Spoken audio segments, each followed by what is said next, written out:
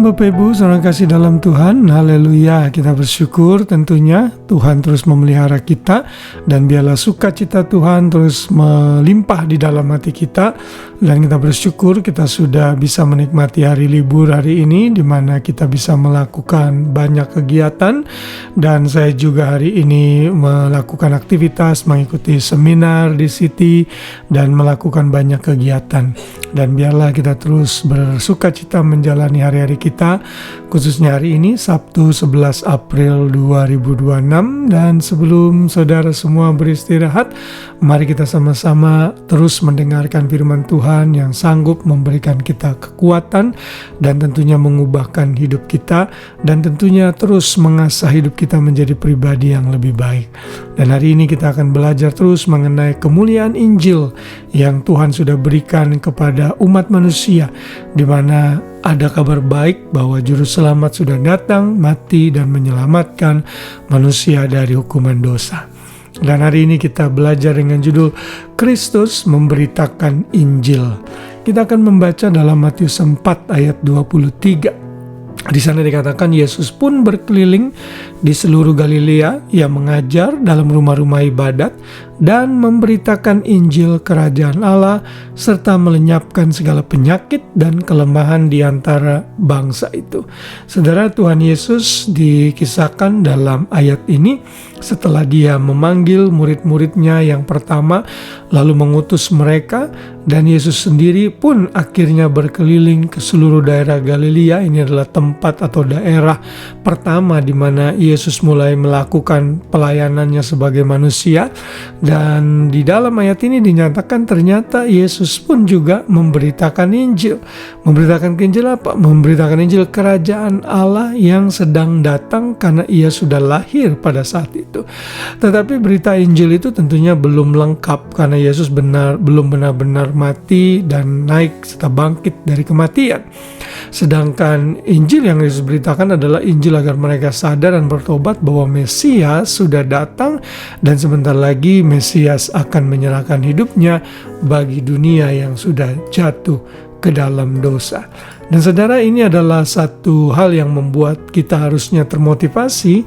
Kalau Tuhan Yesus saja, Tuhan itu sendiri, Tuhan yang menyerahkan dirinya bagi manusia berdosa, memberitakan Injil, maka kita pun harusnya tidak boleh kehilangan semangat dan malas memberitakan Injil.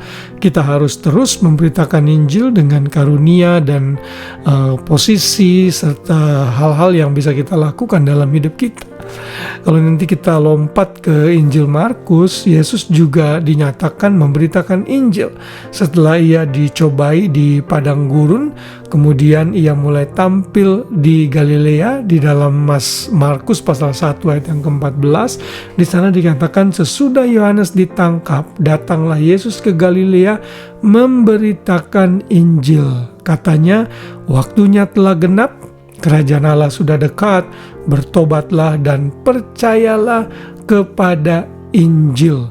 Saudara, dalam bahasa Inggris ayat 15 dikatakan, the time is fulfilled and the kingdom of God is at hand. Repent and believe in the gospel. Kata gospel di sini adalah tentunya kabar baik. Jadi saudara, Tuhan Yesus sendiri pun sudah memberitakan Injil dan memberikan teladan kepada kita. Jauh sebelum ia mati, sebelum ia bangkit dan menyerahkan hidupnya bagi manusia berdosa, Yesus terlibat aktif dalam memberitakan Injil agar mereka bertobat dan diselamatkan. Jadi saudara, orang-orang yang sadar akan dosa dan kesalahannya, sadar akan keberdosaannya dan tidak mungkin menyelamatkan diri mereka sendiri, orang itu akan bertobat, berbalik dari jalan-jalan mereka yang jahat, dan percaya kepada kasih karunia Allah di dalam good news atau kabar baik yang ada di dalam Injil. Jadi motivasi yang saudara perlu miliki dalam memberitakan Injil bukan hanya dari pendeta saudara, mungkin dari orang lain, dari tokoh-tokoh tertentu, itu tidak salah. Tapi harusnya saudara termotivasi dengan Tuhan Yesus. yang adalah Tuhan itu sendiri, Sang Mesias itu sendiri, Sang Domba Paskah itu sendiri yang diserahkan, yang mati bagi kita, menggenapi seluruh nubuatan dalam Perjanjian Lama dan tipologi-tipologi korban dalam Perjanjian Lama, dan dialah anak domba Allah itu sendiri. Dia pun memberitakan Injil. Karena itu siapa kita? Kalau kita malas memberitakan Injil, maka kita adalah orang-orang yang tidak bertanggung jawab tentunya.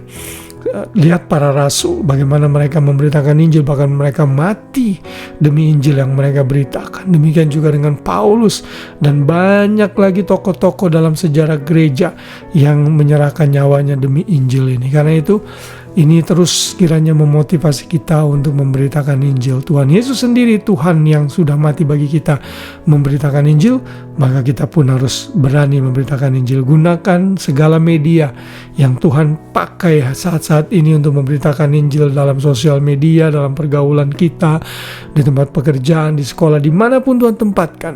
Mari buka suara, mari berperilaku baik, sehingga Injil itu bisa diberitakan kepada sebanyak mungkin orang. Karena di dalam Injil ada kemuliaan yang besar. Haleluya. Kiranya saudara terus diberkati dan dilindungi sepanjang malam. Dan selamat malam dan selamat beristirahat. Shalom.